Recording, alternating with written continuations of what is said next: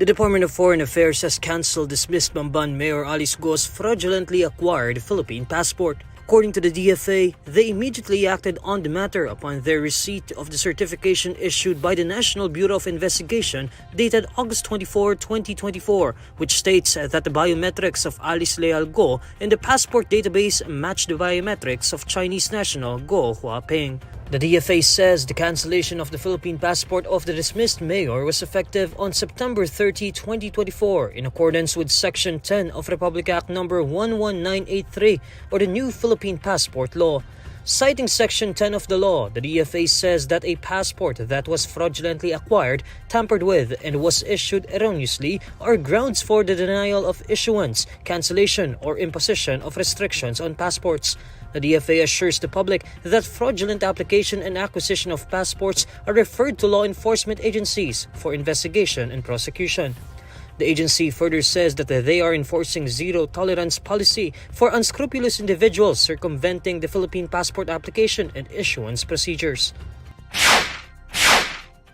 Dismissed Mayor Alis Gos, whose real name was revealed to be Go Huaping during a congressional probe into Philippine offshore gaming operators, will run for re-election as Bamban Town Mayor next year. In an interview at the Department of Justice on Friday, October 4, Gos' legal counsel, Attorney Stephen David, says that Go will be running for mayor of Bamban, adding that she will file her certificate of candidacy for the mayoralty bid next week.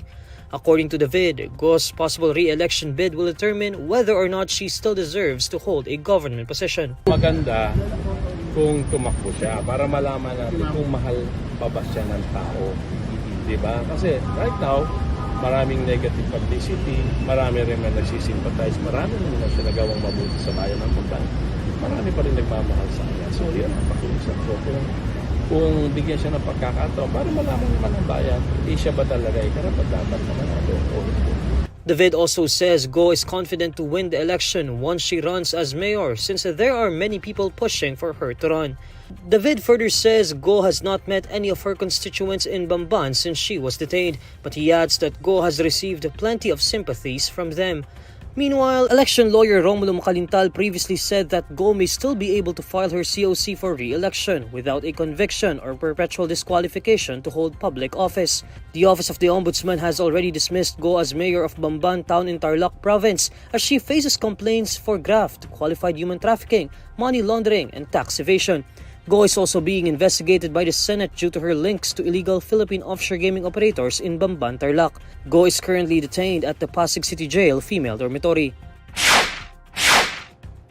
Former Vice President Leni Robredo announces that she will run as mayor of Naga City in the 2025 elections.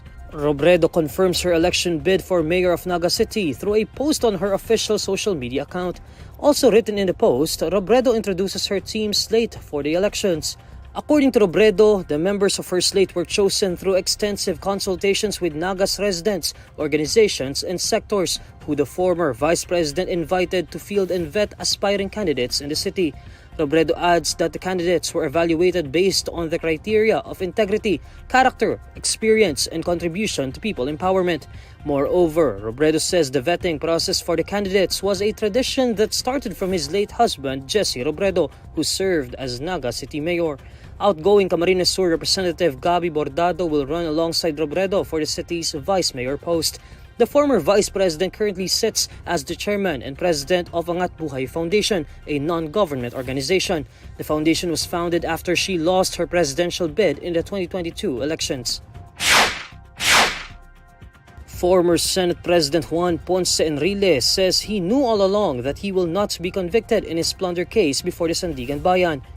On Friday, October 4, Sandigan Bayan Special 3rd Division acquitted Enrile, his former aide Jessica Lucila Gigi Reyes, and businesswoman Janet Napoles of plunder in relation to the pork barrel scam.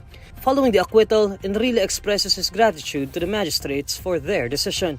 Enrile says he knew all along that he will be acquitted from the case because he didn't do anything wrong. Furthermore, Enrile says he is hoping that the people who filed cases against him will examine their conscience. Reyes refused to comment on the anti-graft court's decision, while Napoles gave thanks to those who prayed for her. The court's decision that cleared Enrile, Reyes, and Apoles from plunder stemmed from cases connected to the misuse of the Priority Development Assistance Fund, or popularly known as Pork Barrel Fund, which broke out in 2013. The decision came after the court granted the demurrer to evidence filed by Enrile. The ombudsman filed plunder complaints against Enrile, Reyes, Napoles, Ronald Lim, and John Raymond de Asis on June 5, 2014. Leaders from the Association of Southeast Asian Nations and the Republic of China are expected to discuss issues on the West Philippine Sea in the 44th and 45th ASEAN summits in Laos next week. In a press briefing on Friday, October 4, Department of Foreign Affairs Assistant Secretary Daniel Espiritu says the ASEAN leaders and Chinese Prime Minister Li Qiang are scheduled to attend ASEAN-China Summit set on October 10, 2024. According to Espiritu, United States Secretary of State Anthony Blinken will represent U.S. President Joe Biden, while Prime Minister Li will attend on behalf of Chinese President Xi Jinping. During the briefing, Espiritu was asked whether the issue on the West Philippine Sea will be brought up in the summit. Espiritu responds, "Of course, definitely. The President always champions that issue. In all of the summits from the very start. So recent developments, but I won't go into the details of that." President Bongbong Marcos is set to embark on the ASEAN summits from October 8 to 11, 2024. According to Espiritu, the President will also meet with the members of the Filipino community in Laos before his formal engagement starts. The Department of Foreign Affairs previously said that the Philippines and China had agreed to continue discussions on areas of cooperation concerning the West Philippine Sea. Headline inflation in September fell sharply to its lowest rate in more than 4 years, according to the Philippine Statistics Authority. Preliminary data from the agency show the consumer price index slowed to 1.9% year-on-year in September, easing from 3.3% in August 2024. This was also lower than the Bangko Sentral ng Pilipinas' projection of 2 to 2.8% from the previous month. According to the PSA, the easing of inflation rate this September was driven by a slower rise in costs for food, transport, housing, and utilities like water and electricity. Inflation print in September marked the slowest growth in more than 4 years, or since the 1.6% logged in May 2020.